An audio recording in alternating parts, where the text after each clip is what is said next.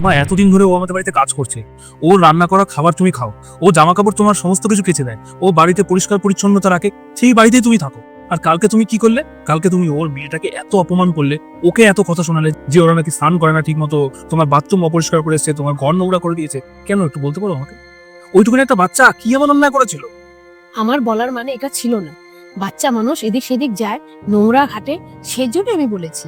আরে তুমি কালকে ওকে যে বাথরুমের জন্য এত কথা শোনালে, আমি বলেছিলাম যে ওই বাথরুমটা ইউজ করতে, কারণ উপরের বাথরুমটা খারাপ হয়ে পড়ে আছে, ওটা ইউজ করার মতো নেই। আর তুমি না কিছু বুঝে যা নয় তাই তুমি ওকে বলে দিলে, এমনকি ওর বাচ্চার সামনে তুমি ওকে অপমান করলে। আচ্ছা একটা কথা বলবো, তোমার যখন ওকে এতটাই ঘৃণা লাগে বা ওর বাচ্চাকে দেখলে এতটাই ঘৃণা লাগে, তাহলে ও যে রান্না করে সেটা তুমি খেও না, ও যে জামা কাপড় কেচে দেয় সেই জামাগুলোও তুমি পরো না।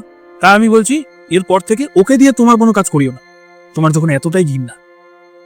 এই সরু, একটু দাঁড়াও মা, আমাকে ক্ষমা করে দাও মা। আমি কালকে তোমাকে একটু বেশি বলে ফেলেছিলাম। না না ম্যাডাম, আপনি আমার কাছে ক্ষমা চাইবেন না। দেখো, কালকে আমি তোমাকে অনেক কিছু বলে ফেলেছিলাম, পরে খুব খারাপ লাগছিল।